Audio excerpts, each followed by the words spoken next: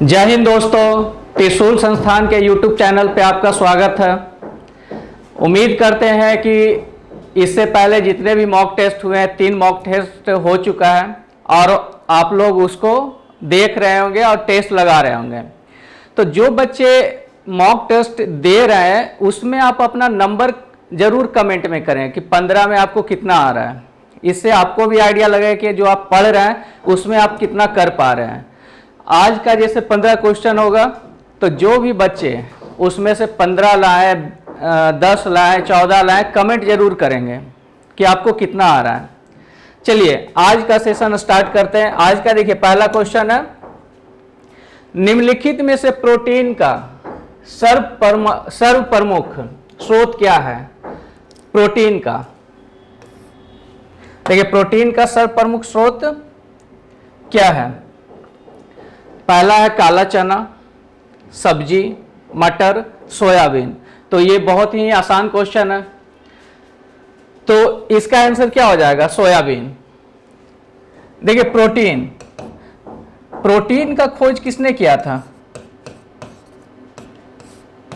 Protein का खोज किया था मुलर साहब ने, मुलर ने, और इसका नाम दिए थे बर्जीलियस ने, बर्जीलियस। देखिए प्रोटीन का खोज किए थे मुलर। यहां से भी क्वेश्चन बनता है कि प्रोटीन का खोज किसने किया? तो मुलर। प्रोटीन का नाम दिए थे बर्जीलियस। और एक दिन में हमको लगभग 60 ग्राम, एक दिन में 60 ग्राम प्रोटीन का आवश्यकता होता है। 60 ग्राम प्रोटीन की आवश्यकता होती है। ये लगभग में है, ये 60 ग्राम। अब देखिए अंडा अगर खाते हैं तो एक अंडा से आपको लगभग 6 ग्राम प्रोटीन मिलेगा। यानी लगभग 10 अंडा खाइएगा तो सिर्फ अंडा नहीं खाना है। देखिए सोयाबीन अगर आप 100 ग्राम खाते हैं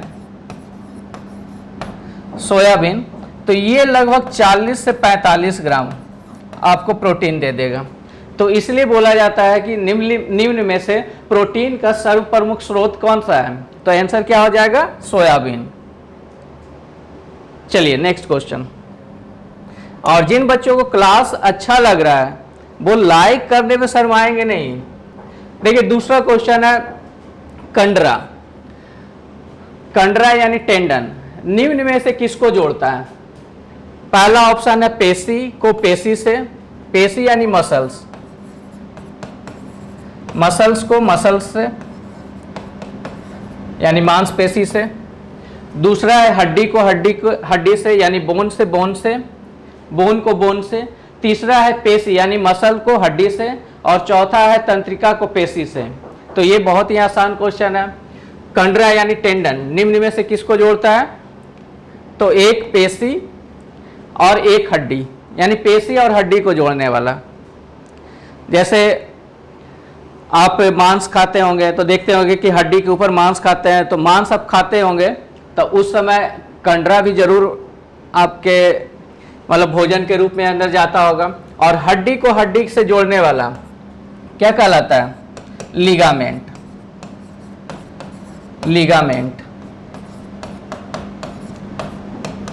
ये रिपीटेड क्वेश्चन है, बहुत बार आया हुआ है अलग अलग एग्जामों में। तो ये दोनों याद रखेंगे, कंडरा किसको? पेशी और हड्डी को, यानी टेंडन।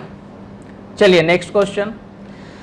किसके चारों ओर की झिल्ली को सर्कोलेमा कहते हैं? किसके चारों ओर की झिल्ली को सर्कोलेमा कहते हैं? देखिए चारों ओर मतलब उसको घेरने वाला, तो मस्तिष्क। देखिए पहला ऑप्शन है मस्तिष्क। देखिए अगर ये ब्रेन है तो ये होता है फोर ब्रेन यानी प्रमस्तिष्क। यहाँ पे होता है मिड ब्रेन यानी मध्य मस्तिष्क, और उसके नीचे होता है पश्च मस्तिष्क। इस तरह से इसको जो कवर करके रखता है, इसको जो एक झिल्ली कवर करके रखेगा चारों तरफ से, उसको बोलते हैं मेनिंजिस। उसको बोलते हैं मेनिंजिस।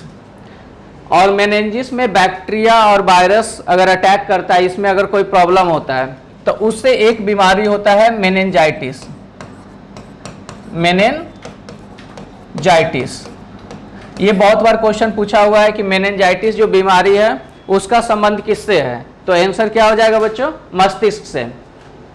अब ये देखिए मेनिंजिस भी 3 लेयर से मिलकर बना होता है। ये जो मेनिंजिस है, मेनिंजिस ये 3 परत से मिलकर बना होता है। ये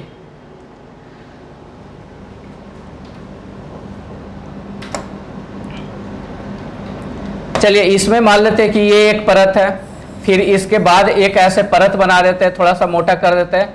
ये पूरा मोटा जो परत है इसी को मेनिंजिस बोलते हैं। और इसके बीच में एक झिल्ली लाइक स्ट्रक्चर ऐसे, देखिए इस टाइप से आपका मेनिंजिस रहता है।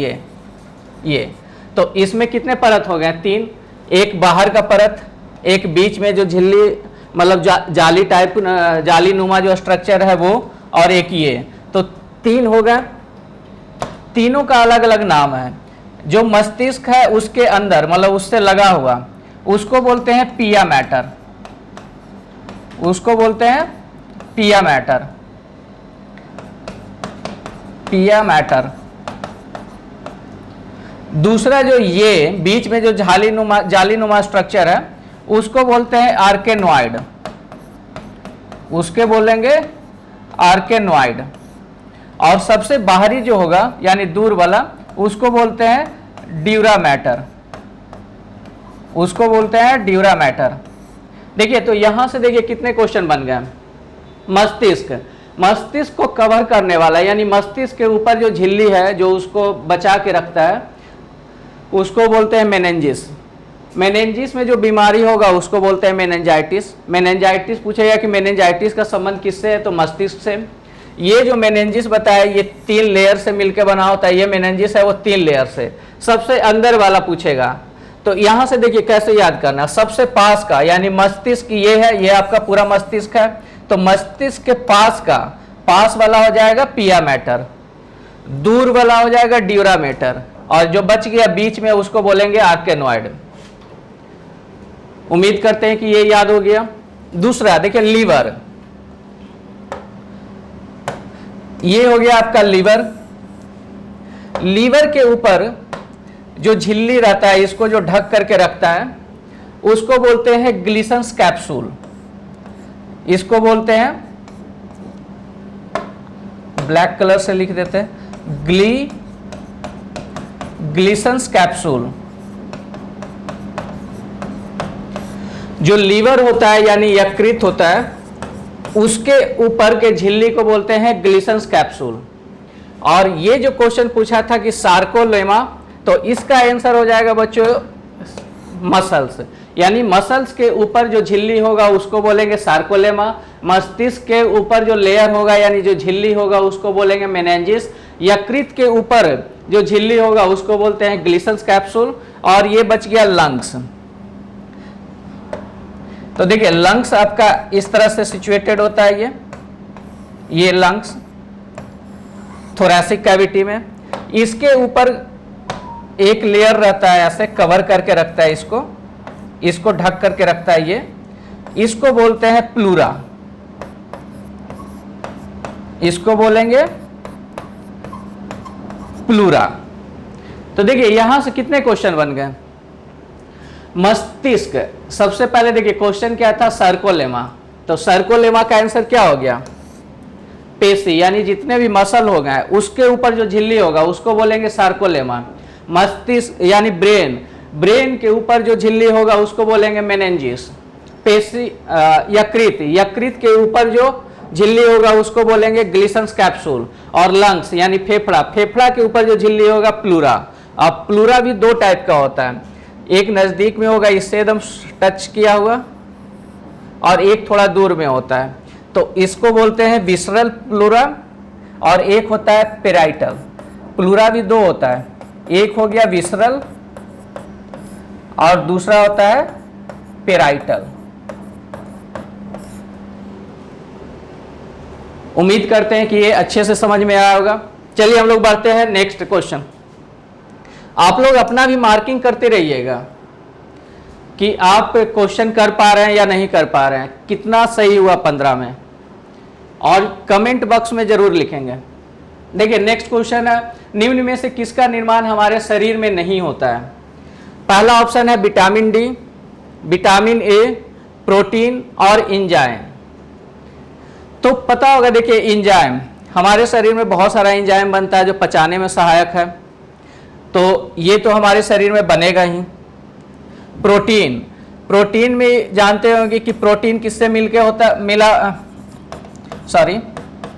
प्रोटीन किससे मिलके बना होता है? अमीनो अम्ल से। लगभग 20 अमीनो अम्ल मिलकर के प्रोटीन का निर्माण करता है। कुछ हम लोग भोजन के थ्रू प्राप्त करते हैं और कुछ हमारे शरीर में भी बनता है, तो प्रोटीन भी हमारे शरीर में बनेगा, एंजाइम तो बनता ही है। विटामिन ए और विटामिन डी, देखिए बोला जाता है कि आप सूर्य की रोशनी में बैठते हैं तो आपके स्किन यानी त्वचा में रिएक्शन होता है एक, और विटामिन डी का निर्माण होता है, तो विटामिन डी भी हमारे शरीर में बनेगा। तो बच कौन गया? Vitamin A. तो आपका आंसर क्या हो जाएगा? Vitamin A. ये यानी किसका निर्माण हमारे शरीर में नहीं होता है? तो विटामिन ए। देखिए विटामिन में अगर बोलेगा कि तो विटामिन डी तो हमारे शरीर में निर्माण होता है। अगर विटामिन में ही बात करें कि और कौन कौन हमारे शरीर में निर्माण होता है, हमारे शरीर में निर्माण विटामिन का बात कर रहे हैं, तो एक तो हो गया विटामिन डी जो ऑप्शन में है, ये स्किन में बनेगा, आपके त्वचा में बनता है सूर्य की उपस्थिति में। दूसरा होता है विटामिन B12 और तीसरा होता है विटामिन के। ये दोनों का निर्माण आपके लार्ज इंटेस्टाइन में यानी बड़ी आंत में, और वो कौन बैक्टीरिया कराता है? E coli bacteria. जो पाचन तंत्र पढ़े हैं हमसे वो उसको डिटेल में बताए हुए हैं कि ई कोलाई बैक्टीरिया बड़ी आंत में विटामिन B12 और के का निर्माण कैसे करते हैं। तो हमारे शरीर में देखिए कौन कौन सा विटामिन का निर्माण हो गया? विटामिन डी का, विटामिन B12 का और विटामिन के का। चलिए नेक्स्ट क्वेश्चन, अगले प्रश्न की ओर बढ़ते हैं। 5वां क्वेश्चन है, सबसे बड़ा एंजियोस्पर्म पौधा है। तो देखिए ये सब रटने वाला चीज है, रटा हुआ होगा तो आंसर कर पाइएगा, नहीं तो नहीं कर पाइएगा। देखिए पहले थोड़ा सा समझा देते हैं प्लांट किंगडम के बारे में, यानी पादप जगत के बारे में। पहले एंजियोस्पर्म तो समझ में आना चाहिए। पादप जगत, पिछले क्लास में ही बताए थे कि जितने भी सजीव जगत है, पादप भी एक सजीव में आएगा, तो जितने भी सजीव जगत है उसको 5 कैटेगरी में किए थे। मोनेरा, प्रोटिस्टा, देखिए मोनेरा, दूसरा होता है प्रोटिस्टा, तीसरा होता है फंजाई यानी कवक, चौथा होता है पौधा जगत यानी प्लांट, प्लांटेई, और 5वां होता है एनिमल यानी जंतु जगत। जंतु जगत में हम लोग कुछ कुछ पढ़े हैं। देखिए पादप जगत, पादप जगत को देखिए इस तरह से बंटवारा करते हैं। एक होता है क्रिप्टोगेमस,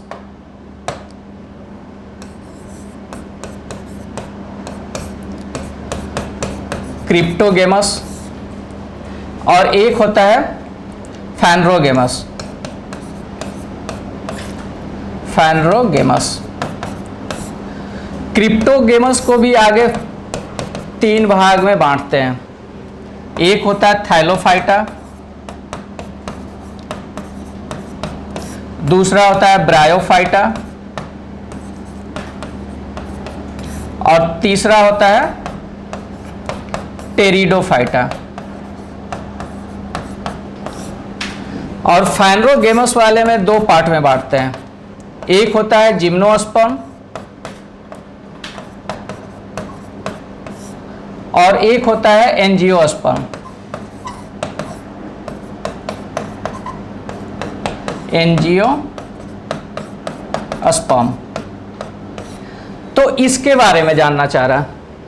देखिए पादप जगत को बांटते हैं क्रिप्टोगेमस, फाइनरोगेमस, उसमें फूल और बीज के किसी में उपस्थिति और अनुपस्थिति के अनुसार, ये हम लोग बाद में डिस्कस करेंगे, नहीं तो लंबा चला जाएगा यह। क्रिप्टोगेमस और फाइनरोगेमस। क्रिप्टोगेमस को 3 भाग में, यानी थैलोफाइटा, ब्रायोफाइटा, टेरिडोफाइटा। फिर फाइनरोगेमस को 2 भाग में, जिम्नोस्पर्म, एंजियोस्पर्म। तो यहाँ पे बात कर रहा है एंजियोस्पर्म के। तो ये देखिए जैसे स्ट्रक्चर बताया तो पता चल गया होगा कि पादप जगत में सबसे पुराना जो होगा थैलोफाइटा, और सबसे ज़्यादा जो डेवलप है वो एंजियोस्पर्म। तो एंजियोस्पर्म में सबसे बड़ा जो होता है वो यूकेलिप्टस होता है, सबसे बड़ा एंजियोस्पर्म। सबसे बड़ा एंजियोस्पर्म कौन सा हो जाएगा? यूकेलिप्टस। एंजियोस्पर्म में लिख सकते हैं कि सबसे बड़ा हो जाएगा यूकेलिप्टस, यूकेलिप्टस। और सबसे छोटा हो जाएगा आपका लेमना, ये हो जाएगा सबसे छोटा एंजियोस्पर्म। सबसे बड़ा हो जाएगा यूकेलिप्टस, सबसे छोटा हो जाएगा लेमना। और ये जो सिकोया है ऑप्शन सी, ये जिम्नोस्पर्म में आपका जो ये देख रहे हैं जिम्नोस्पर्म, जिम्नोस्पर्म में सबसे बड़ा जो पौधा होता है वो सिकोया होता है। ये सबसे बड़ा क्या होता है? Gymnosperm, gymnosperm. और ये होता है जामिया, सबसे छोटा जिम्नोस्पर्म, सबसे छोटा जिम्नोस्पर्म। उम्मीद करते हैं कि ये समझ में आ रहा होगा। सबसे बड़ा एंजियोस्पर्म यूकेलिप्टस, छोटा बोलेगा तो लेमना, और जिम्नोस्पर्म में सिकोया सबसे बड़ा और जामिया सबसे छोटा। चलिए नेक्स्ट प्रश्न, मशरूम क्या है? देखिए ये बहुत बार क्वेश्चन पूछा हुआ है कि मशरूम क्या है? कवक है, क्या शैवाल है, लाइकेन है या फंस है? चलिए आंसर कीजिए, कवक, शैवाल, लाइकेन और फंस। तो आंसर क्या हो जाएगा? ये एक कवक है। मशरूम क्या है? एक कवक है। पता होगा कि कवक में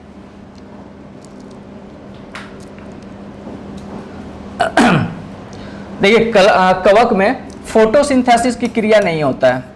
इसमें जो है फोटोसिंथेसिस, ठीक है, फोटोसिंथेसिस यानी प्रकाश संश्लेषण का क्रिया नहीं होगा। प्रकाश संश्लेषण का जो क्रिया है वो नहीं होता है। क्यों? क्योंकि इसमें क्लोरोप्लास्ट मौजूद नहीं होगा, ठीक है। इसके अलावा शैवाल, लाइकेन्स। चलिए नेक्स्ट प्रश्न, डेंगू बुखार के कारण शरीर में निम्नलिखित में से किसकी कमी हो जाती है? डेंगू बुखार के कारण शरीर में निम्न में से किसकी कमी हो जाती है? हीमोग्लोबिन के, प्लेटलेट का, जल का या शर्करा का? तो देखिए डेंगू बुखार में आपका प्लेटलेट का कमी हो जाता है। प्लेटलेट देखिए स्वस्थ मनुष्य में इसकी जो संख्या है लगभग 1,50,000 यानी 1.5 लाख से 4.5 लाख के बीच में होना चाहिए, 4.5 लाख के बीच में होना चाहिए। तो डेंगू बुखार में प्लेटलेट का संख्या बहुत घट जाता है। देखिए ब्लड में देखेंगे, रक्त में, तो ब्लड में एक पार्ट होता है सॉलिड वाला पार्ट और एक होता है लिक्विड का। सॉलिड वाले में जितने भी प्लेटलेट है यानी जितने भी कण हैं ब्लड के वो होते हैं कौन कौन सा? आरबीसी, डब्ल्यूबीसी और प्लेटलेट्स। और लिक्विड वाले पार्ट में होता है प्लाज्मा।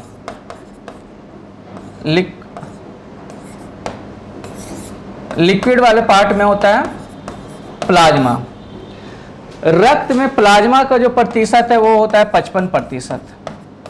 रक्त में प्लाज्मा का जो प्रतिशत होता है वो 55% होता है। बाकी ये तीनों मिलाकर के होता है 45%।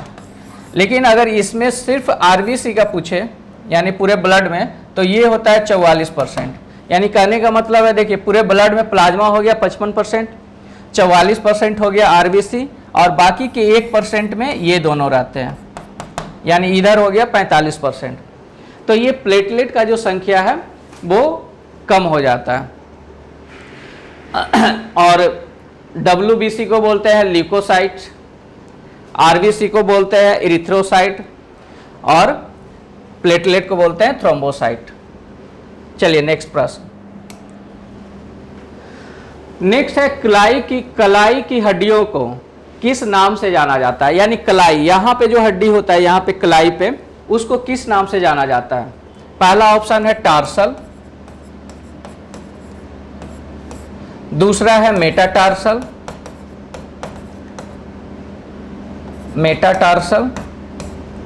तीसरा ऑप्शन है कार्पल, चौथा है मेटाकार्पल। चलिए जवाब दीजिए, ये बहुत आसान प्रश्न। मेटाकार्पल। तो कलाई की हड्डियों को क्या बोलते हैं बच्चों, इसको बोलते हैं कार्पल। देखिए आपके हाथ में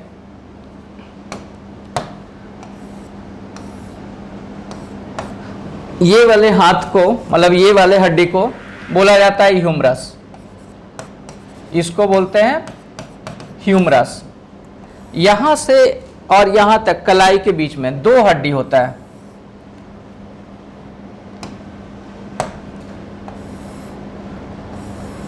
दो हड्डी होगा।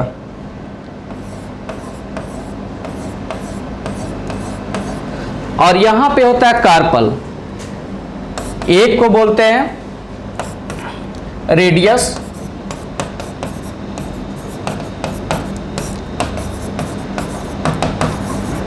दूसरे को बोलते हैं अल्ना। ये संख्या में एक होता है, ये भी एक होता है, ये भी एक होता है।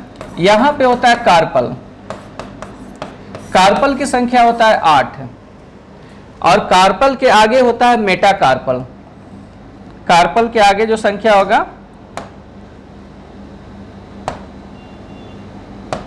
वो होता है यहां पे मेटाकार्पल।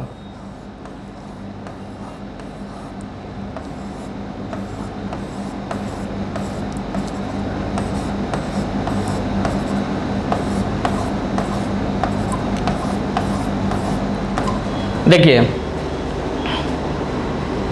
इसको देखिए दूसरे कलर में कर देते हैं।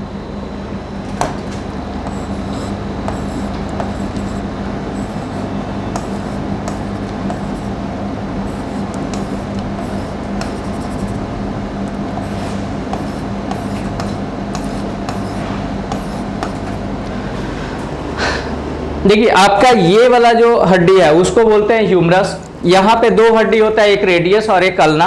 यहाँ पे होता है कार्पल, कार्पल का संख्या होता है 8, और उसके आगे होता है मेटाकार्पल। मेटाकार्पल की संख्या होगा 5, ये मेटाकार्पल 5 है। देखते होंगे कि यहाँ से अगर 5 फिंगर है तो यहाँ से यहाँ तक एक हड्डी आया होगा, फिर दूसरा, तीसरा, चौथा, 5वां।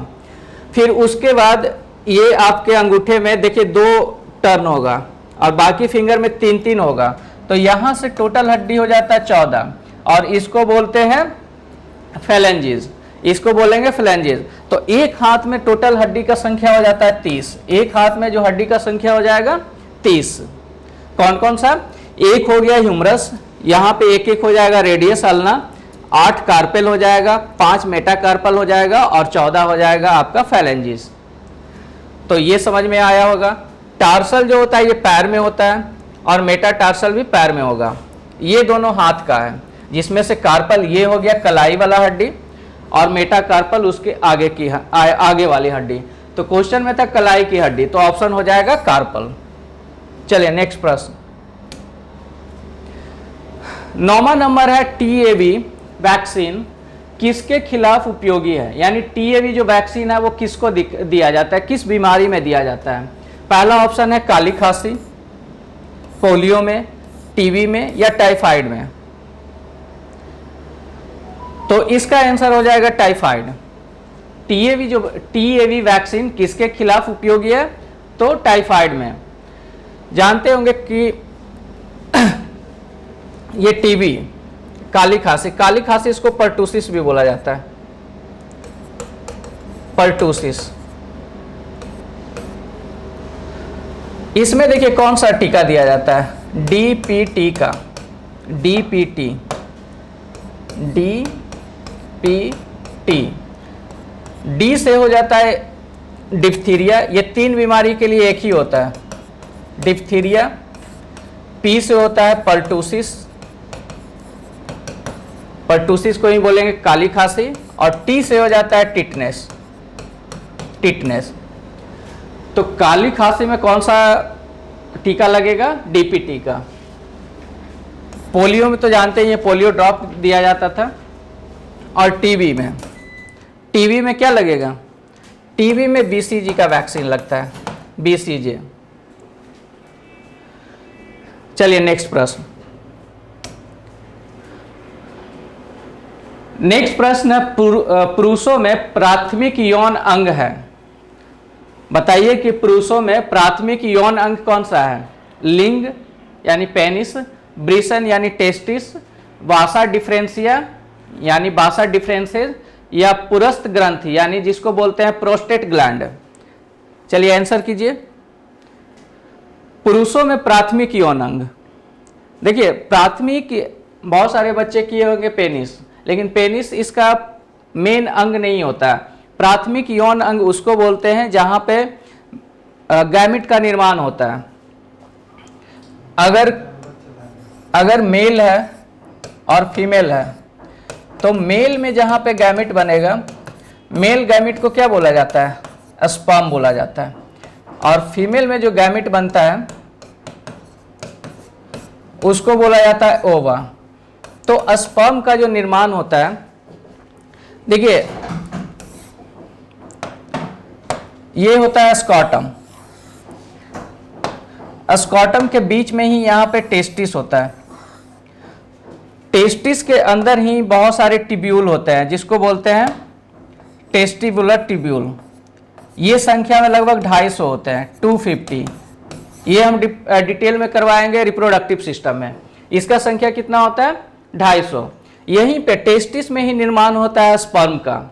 तो इसलिए जो पुरुषों में प्राथमिक यौन अंग है वो क्या कहलाएगा, आंसर क्या हो जाएगा, टेस्टिस, टेस्टिस। तो इसका ऑप्शन हो जाएगा बी। पुरुषों में प्राथमिक यौन अंग ब्रिसन यानी टेस्टिस। और महिला में क्या हो जाएगा, महिला में देखिए ओवा का जो निर्माण होता है यानी अंडे का एग का जो निर्माण होता है वो वजाइना में नहीं, जहां पे होगा ओवरी में, ओवरी में। तो ये महिला का प्राथमिक यौन अंग हो जाएगा। तो यहां पे क्या याद कर लेना है कि पुरुषों में प्राथमिक यौन अंग कौन सा हो जाएगा, टेस्टिस यानी ब्रिसन, टेस्टिस। और महिलाओं में कौन सा हो जाएगा, ओवरी। चलिए नेक्स्ट प्रश्न। हाँ, एक चीज और थोड़ा सा बात कर लेते हैं। यहाँ पे देखिए, यहाँ पे ये जो बाहर लटका हुआ रहता है इसको बोलते हैं स्कॉटम, इसको बोलते हैं स्कॉटम, स्कॉटम। इसका जो टेम्परेचर होता है, आपके जो बॉडी का टेम्परेचर होगा उससे 2 से 2.5 डिग्री सेंटीग्रेड क्या होता है, कम होता है। किसका, स्कॉटम का। यानी आपके बॉडी का टेम्परेचर है 37 डिग्री सेंटीग्रेड, तो ये 2 कम कीजिएगा तो 35, यानी लगभग 34.5 से लेकर के 35 डिग्री टेम्परेचर इसका होना चाहिए। किसका, स्कॉटम का। तभी स्पर्म का निर्माण हो पाएगा, नहीं तो नहीं हो पाएगा। इसलिए इसको शरीर से बाहर लटका दिया गया। तो ये भी कभी कभी क्वेश्चन बन जाता है कि जो स्कॉटम है उसका टेम्परेचर शरीर के टेम्परेचर से कितना कम होना चाहिए। तो क्या याद रखना है कि 2 से 2.5 सेंटीमीटर, 2 सेंटीमीटर नहीं सॉरी सेल्सियस, 2 से 2.5 डिग्री सेल्सियस सेंटीग्रेड कम होना चाहिए। तो आपके बॉडी का टेम्परेचर है कितना, 37 डिग्री, तो लगभग उसका टेम्परेचर कितना होना चाहिए, 34.5 से लेकर के 35। चलिए नेक्स्ट। निम्न में से किसके हृदय में केवल 2 कक्ष होते हैं, निम्न में से किसके हृदय में केवल 2 कक्ष होते हैं। ये बहुत आसान क्वेश्चन है। पहला ऑप्शन है देखिए कोबरा, दूसरा है मेढक, तीसरा है रोहू और चौथा है सैलामेंडर। देखिए हम बताए होंगे कि जितने भी जंतु जगत है उसमें सबसे आखिरी का यानी कॉर्डेटा, कॉर्डेटा बोलते हैं कशेर को, कशेरुकी प्राणी यानी जिसके बीच पीठ पीछे बैकबोन है, रीढ़ का हड्डी है, उसको बोलते हैं कॉर्डेटा। कॉर्डेटा में हम लोग 5 को रखते हैं। पहला क्या हो जाता है? मछली यानी फिशेस। मछली के बाद आता है उभयचर का, उभयचर। तीसरा होता है सरीसृप। चौथा होता है पक्षी और पांचवा होता है स्तनधारी यानी मैमल्स। पांचवा होता है स्तनधारी यानी मैमल्स। देखिए, इसको कॉर्डेटा में अगर ये सीक्वेंस याद करना है कि ऐसे ऐसे ही विकास हुआ, तो ऐसे एक कहानी के रूप में याद कर सकते हैं कि देखिए, पहले मछली पानी में रहता था, उसी में एक ऐसा मछली था एक प्रजाति का जो उसमें से ट्राई किया बाहर आने का। सभी मछली में वो क्षमता नहीं होता जो उसके लाइक कैपेबल है, जो उस इन्वायरमेंट को एडॉप्ट कर सके, तो वो उसमें बाहर आया, ट्राई किया, तो जमीन पे भी चलने का कोशिश किया, तो उसी में विकास होते होते उभयचर का निर्माण हुआ, यानी मछली से बना उभयचर। उभयचर जब हो गया तो वहाँ से उभयचर मतलब जमीन पे रेंगना शुरू किया, तो तीसरा नंबर पे आ जाएगा सरीसृप।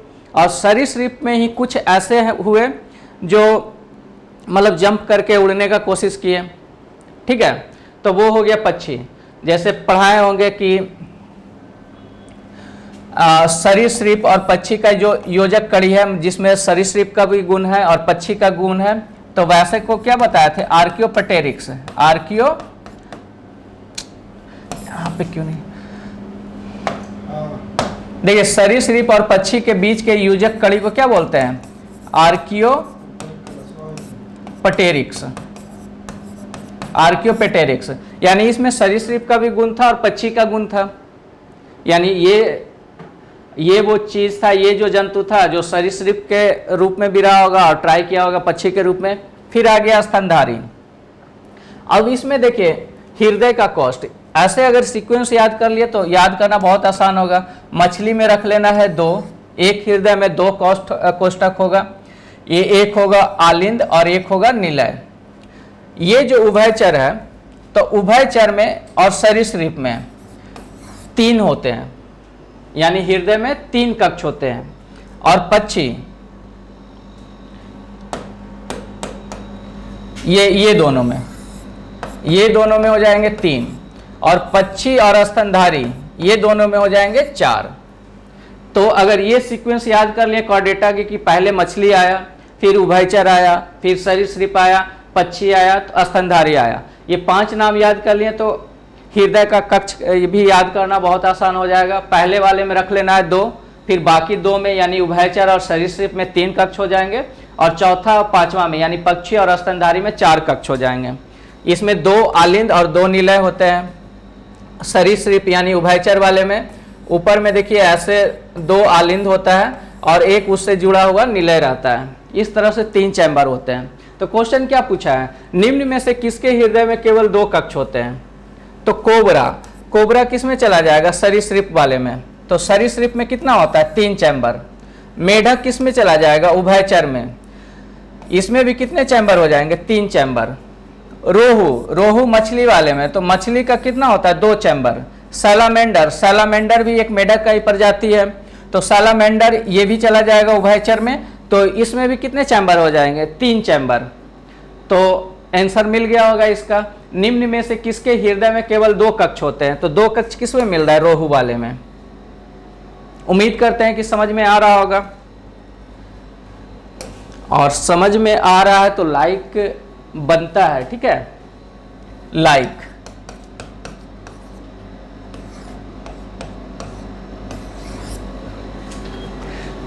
चलिए यहां पे देखिए जीवित थोड़ा सा मिस्टेक हो गया। जीवित जीवों द्वारा किस प्रकार के नाइट्रोजनी अपशिष्ट उत्सर्जित होते हैं? यानी जितने भी जीवित जीव है, यानी जितने भी जीवित जीव है यानी लिविंग है, उसमें उत्सर्जन के रूप में नाइट्रोजनी अपशिष्ट उत्सर्जन क्या क्या निकलता है उसमें से?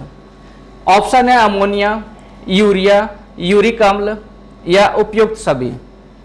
तो आंसर क्या हो जाएगा इसका? उपयुक्त सभी।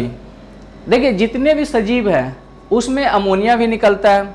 जो जीव अमोनिया निकालता है उसको बोलते हैं अमीनोटेलिक, अमोनोटेलिक,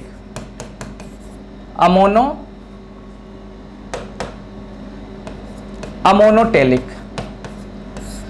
वैसे जीव इसमें देखिए जो बच्चे पढ़े हैं हमसे उत्सर्जन उसको बताए हुए हैं कि अमोनिया का उत्सर्जन करने के लिए बहुत सारा पानी का ज़रूरत होता है। ये बहुत ज़्यादा जहरीला होता है, टॉक्सिक होता है। उससे कम जहरीला होता है यूरिया। तो यूरिया को बाहर निकालने के लिए कम पानी का ज़रूरत होता है और सबसे कम पानी का ज़रूरत होता है यूरिक अम्ल में। तो सबसे ज़्यादा पानी का ज़रूरत होता है अमोनिया में। तो यहीं से पता चल जाएगा कि अमोनिया वही जीव जंतु जो निकाल सकते हैं जो पानी में रहता है। तो अमोनोटेलिक का एग्जाम्पल हो जाएगा, सबसे बड़ा एग्जाम्पल हो जाएगा फिश। और भी बहुत सारे हैं, हाइड्रा या जितने भी जलीय जीव हैं वो सब हो जाएंगे, एक्सेप्ट ब्लू व्हेल, ये सब को छोड़ करके, क्योंकि वो यूरिया का उत्सर्जन करते हैं। यूरियोटेलिक में देखिए यूरिया उत्सर्जन कार्य करने वाले जीव को यूरियोटेलिक,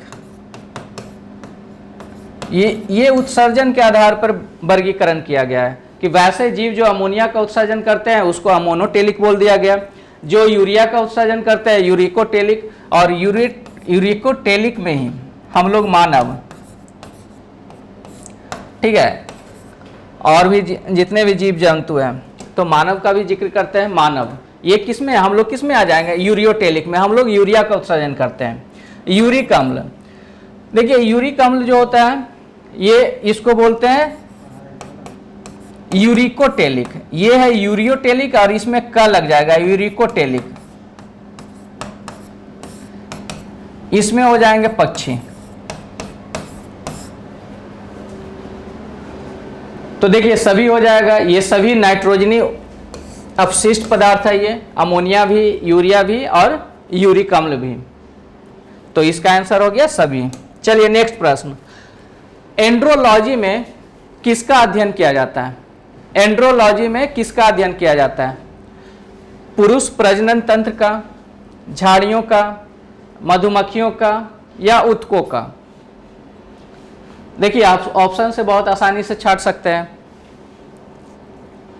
तो इसका ऑप्शन क्या हो जाएगा? देखिए ऊतकों का यानी टिश्यू का।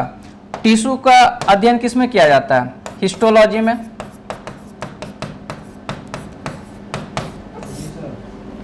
मधुमक्खियों का अध्ययन, ये पहले भी पिछले क्लास में भी बता चुके हैं।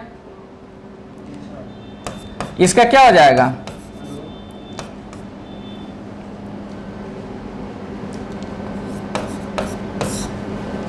झाड़ियों का अध्ययन डेंड्रोलॉजी। तो ऑप्शन क्या बच गया? पुरुष प्रजनन तंत्र, पुरुष प्रजनन तंत्र, ये इसका आंसर हो जाएगा, पुरुष प्रजनन तंत्र।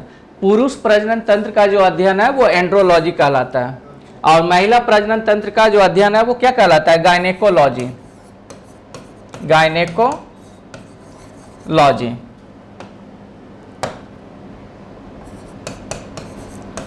गायनेकोलॉजी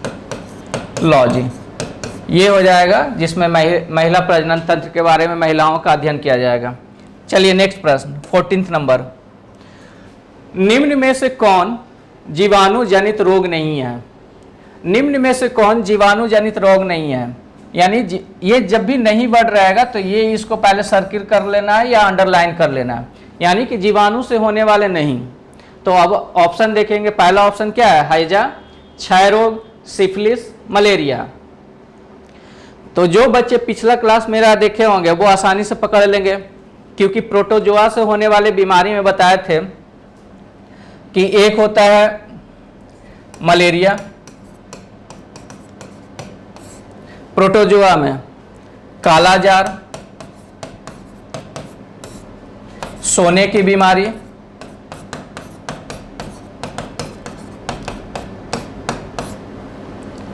ये है प्रोटोजोआ से होने वाले, जो पिछले क्लास में बताए थे। प्रोटोजोआ से होने वाले बीमारी कौन कौन सा हो जाएगा? मलेरिया, कालाजार, सोने की बीमारी, डायसेंट्री, डायसेंट्री को बोलते हैं पेचिस, पेचिस, पायरिया, ये सब। तो देखिए जो बच्चे पिछले क्लास में अगर याद कर लिए होंगे कि प्रोटोजोआ से होने वाले बीमारी होते हैं मलेरिया, कालाजार, सोने की बीमारी, पेचिस, पायरिया, तो आराम से यहाँ पे छाट सकते हैं मलेरिया। मलेरिया किससे हो गया? प्रोटोजोआ जनित बीमारी है, प्रोटोजोआ से होने वाला बीमारी है, प्रोटोजोआ। तो यही इसका आंसर हो गया मलेरिया। बाकी जो तीन है हैजा, क्षय रोग, सिफिलिस, ये किससे होने वाले हैं? जीवाणु से होने वाले हैं, जीवाणु से। देखिए जीवाणु से कौन कौन होता है?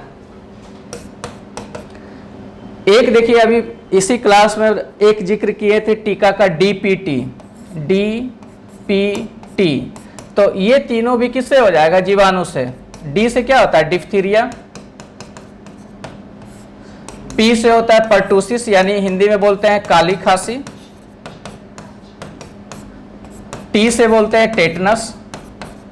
ये तीनों हो जाएगा। हैजा भी इसी से संबंधित है, टीवी भी जीवाणु से होने वाला है, और ये एसटीडी मतलब सिफिलिस जो है वो एसटीडी मतलब सेक्सुअली ट्रांसमिटेड डिजीज है। ये मतलब सेक्सुअल ऑर्गन में इस सिफिलिस क्या है? ये इसको बोलते हैं एसटीडी, सेक्सुअली ट्रांसमिटेड डिजीज। तो जीवाणु से देखिए कौन कौन नाम याद रखना है? डिफ्थीरिया, काली खांसी, टिटनेस, हैजा, क्षय रोग, सिफिलिस। चलिए नेक्स्ट प्रश्न। उम्मीद करते हैं कि बच्चों का जो टेस्ट है, जो ये मॉक टेस्ट ले रहे हैं, वो सही जा रहा होगा, इसमें अच्छा कर रहे होंगे। निम्न में से कौन कोशिका का पावर हाउस कहलाता है? देखिए निम्न में से कोशिका का पावर हाउस कहलाता है। चलिए ध्यान से पढ़ना और इसका आंसर करना है। पहला ऑप्शन क्या है? लाइसोसोम, राइबोसोम, बायोब्लास्ट, इनमें से कोई नहीं। चलिए आधे मिनट कुछ सेकंड का इसमें टाइम देते हैं। निम्न में से कौन कोशिका का पावर हाउस कहलाता है? देखिए जो भी जिस बच्चों को त्रिशूल संस्थान के चैनल से फायदा हो रहा है तो उसको सब्सक्राइब करना ना भूलें। निम्न में से कौन कोशिका का पावर हाउस कहलाता है? पहला ऑप्शन है लाइसोसोम, राइबोसोम, बायोब्लास्ट, इनमें से कोई नहीं। तो बहुत सारे बच्चे ये तो पता रहता है कोशिका का पावर हाउस माइटोकॉन्ड्रिया। अब देखिए ऑप्शन में माइटोकॉन्ड्रिया नहीं दिख रहा है तो ऑप्शन टिक कर देंगे, इनमें से कोई नहीं, लेकिन ये गलत हो जाएगा। देखिए पावर हाउस किसको बोला जाता है? माइटोकॉन्ड्रिया को। माइटोकॉन्ड्रिया, माइटोकॉन्ड्रिया का खोज किए थे अल्टमैन साहब ने। माइटोकॉन्ड्रिया का जो खोज किए थे वो अल्टमैन ने, और अल्टमैन ने इसका नाम दिया था बायोब्लास्ट। सबसे पहले माइटोकॉन्ड्रिया का खोज किए थे अल्टमैन ने, और अल्टमैन ने इनका नाम दिया था बायोब्लास्ट। बाद में बेंडा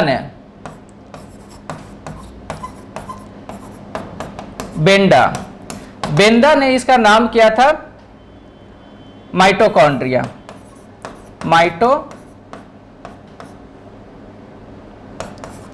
माइटोकॉन्ड्रिया। देखिए माइटोकॉन्ड्रिया का जो नामकरण है वो बेंडा साहब ने किए थे। इसका पहले का नाम बायोब्लास्ट है। तो ऑप्शन में देखिए बायोब्लास्ट दिख रहा होगा। बायोब्लास्ट भी किसका नाम है? माइटोकॉन्ड्रिया का। तो ऑप्शन क्या हो जाएगा? सी। आंसर क्या हो जाएगा? बायोब्लास्ट, ऑप्शन सी। इसमें कुछ बच्चे फंसे होंगे। लाइसोसोम क्या कहता है? आत्महत्या की थैली, आत्महत्या की थैली। और राइबोसोम में क्या होता है? किसका निर्माण होता है? प्रोटीन का।